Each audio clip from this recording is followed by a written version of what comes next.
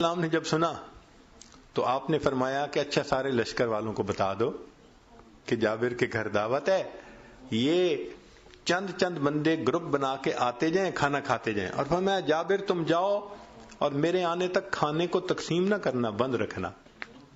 جابر لانو گھر آئے، او اللہ کی بندی، میں نے تو نبی علیہ السلام کو دعوت دی اور اللہ کے حبیب صلی اللہ علیہ وسلم نے سب کا اعلان کروا دیا کہ جابر کے گھر دعوت ہے، اور یہ تو بکری کا چھوٹا سا بچہ. عورت بڑی سمجھدار تھی، اس نے کہا کہ مجھے یہ بتاؤ کہ آپ نے سب کو انوائٹ کیا ہے یا اللہ کے حبیب صلی اللہ علیہ وسلم نے سب کو انوائٹ کیا ہے؟ انہوں نے کہا میں نے نہیں کیا، میں نے تو صرف نبی علیہ السلام کو کیا تھا. اس نے کہا اگر اللہ کے حبیب صلی اللہ علیہ وسلم نے کیا ہے تو ہمیں گھبرانے کی کیا ضرورت ہے؟ نبی علیہ السلام تشریف لائے، پھر آپ صلی اللہ علیہ وسلم کھانا تقسیم کرنے کی جگہ پر خود بیٹھ گئے اور آپ تقسیم فرماتے رہے.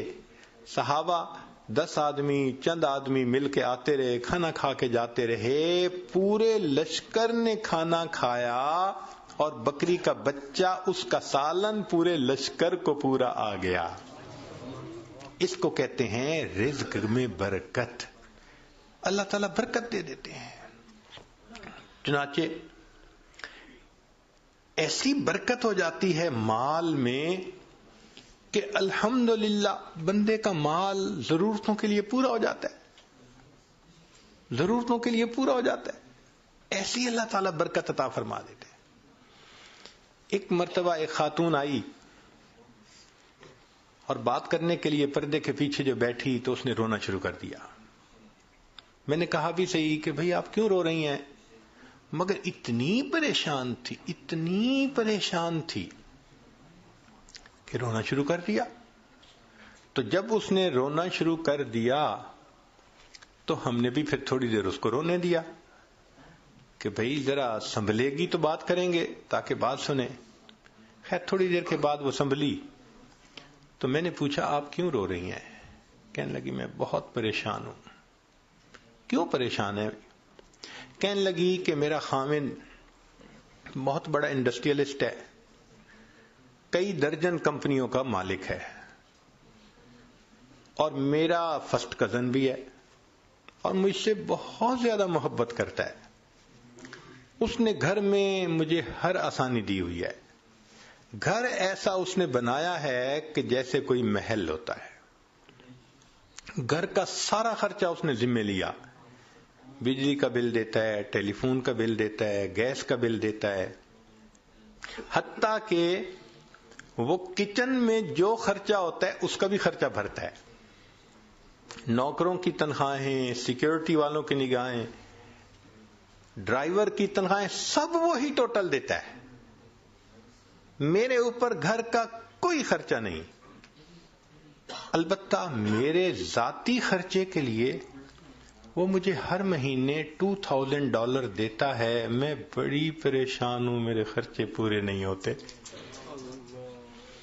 اب ذرا سوچئے کہ عورت کو پرسنل ایکسپینسز کے لیے وہ $2000 پر منتھ دیتا ہے اور عورت کہتی ہے میں بڑی پریشان ہوں، میرے خرچے پورے نہیں ہوتے.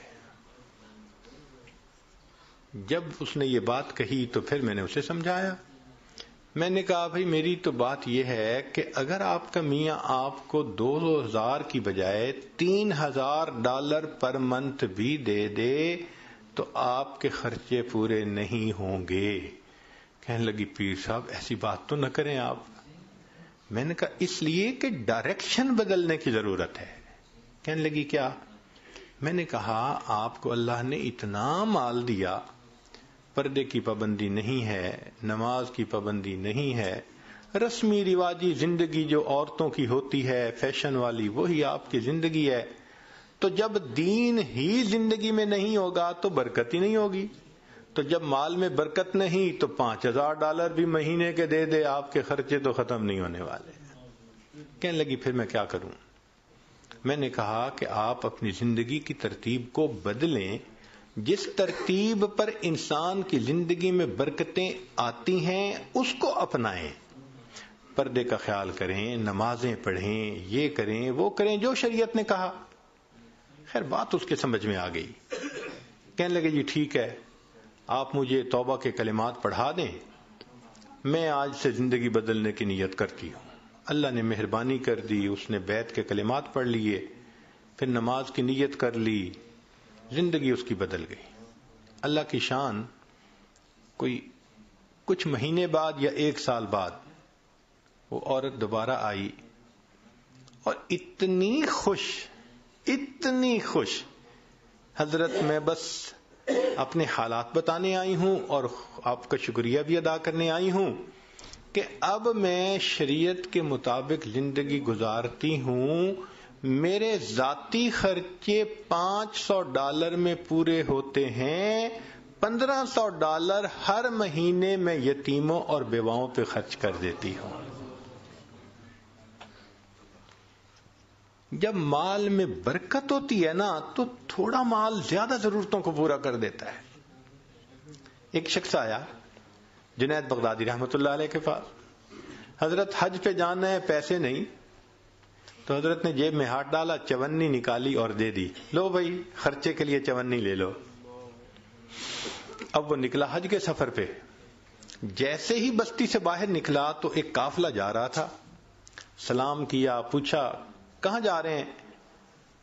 انہوں نے کہا بھائی ہم حج پہ جا رہے ہیں۔ انہوں نے پوچھا تم کہاں؟ کہنے لگا ارادہ تو میرا بھی حج کا ہے۔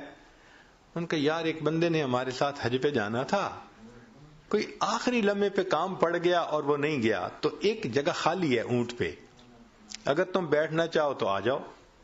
یہ ان کے ساتھ ہو گیا۔ اب قافلے والوں نے کھانا بھی کھلایا، مہمان نوازی بھی کی اور اس کو وہاں پہنچا کے حج بھی کروا دیا۔ واپس آنا چاہا، یہ اس جگہ گیا جہاں اونٹ کرائے پہ ملتے تھے سفر کے لیے، تو دیکھا ایک اور قافلہ ہے، تعارف ہوا کہاں جاتے ہو؟ اس نے کہا کہ میں نے تو فلاں ملک شہر میں جانا ہے۔ ان کا ہم نے بھی اسی سے تھوڑا سا آگے جانا ہے، ایک بندہ ہمارے ساتھ حج پہ آیا تھا اور اس کا جو ہے نا حج کے دوران انتقال ہو گیا، تو اس کا اونٹ خالی ہے، بھئی تم جانا چاہتے ہو تو آ جاؤ۔ یہ پھر ساتھ جڑ گیا، کھانا بھی ملا، سفر میں ان کے ساتھ بھی رہا، اور جس بستی سے چلا تھا اس بستی میں آ کے اتر گیا۔ اب بڑا حیران کہ حضرت صاحب نے 54 دی تھی، نہ جاتے خرچ ہوئی نہ آتے خرچ ہوئی۔ پہنچا، حضرت میں حج کر کے آ گیا، لیکن عجیب بات ہے کہ وہ 54 تو میری خرچ ہی نہیں ہوئی۔ حضرت نے فرمایا پھر میری 54 واپس کر دو۔ یقین کیجئے کہ اللہ والوں کی 54 بھی خرچ نہیں ہوتی۔ اللہ تعالیٰ مال میں ایسی برکت دے دیتے ہیں، تھوڑا مال ہوتا ہے ضرورت ہی نہیں پڑتی۔ چنانچہ ایک بزرگ تھے تو ان سے بیٹے نے پوچھا کہ ابو یہ جو آپ برکت برکت کہتے رہتے ہیں، پریکٹیکلی بھی تو سمجھائیں۔